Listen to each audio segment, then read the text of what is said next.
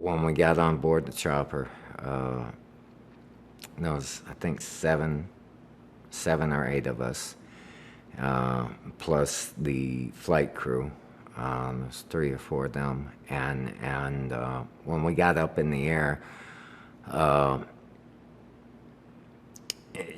we could smell something. It was like burning rubber or something, like some electrical. You could smell it, and then it was getting hard to breathe.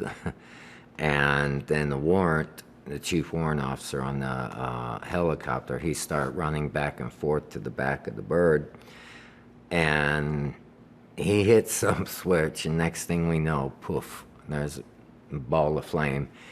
And then he makes two more trips running back and forth, uses the fire extinguisher, doesn't go out, gets another fire extinguisher, doesn't go out.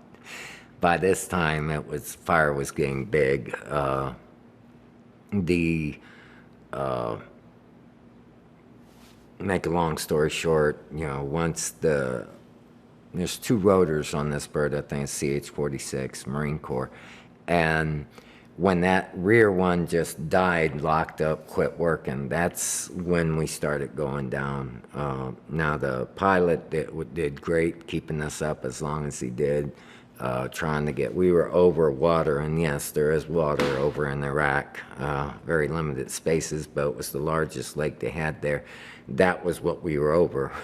And he kept us in the air until we got back over ground, and we were close to making it back into TQ, but then Disneyland and any amusement park does not have a ride like that. Once we started going down, we went down. The Navy called it a hard landing.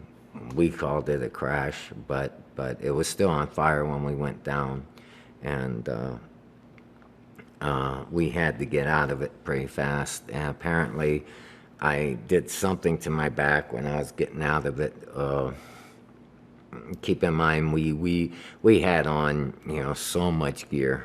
Our Kevlar, you're wearing body armor, your medical kits, whatever you got, you had all strapped on you. And so it was a lot of weight. And I felt something in my back, and I just sucked it up until we got back to camp, because it was a long night, a lot.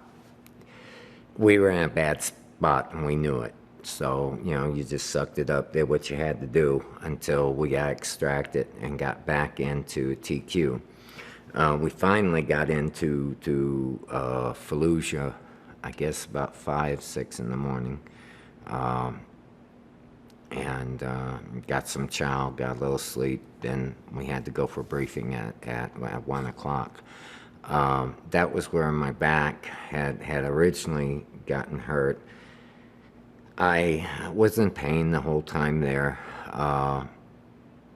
but I had to push through it, and I pushed through it. It got worse, steadily worse. I had, they diagnosed me also as PTSD and what they call residual brain injury. And that basically came from getting hit in the head too many times, I guess. But I don't know for sure when that happened. I had a general idea, because I had mentioned to my best friend over there, my battle buddy, that I was having trouble seeing. Everything was just blurry. Couldn't get measurements. I was confused all the time. The headaches were nonstop. And all those were symptoms of a brain injury. We just didn't know it. And apparently the corpsman didn't either.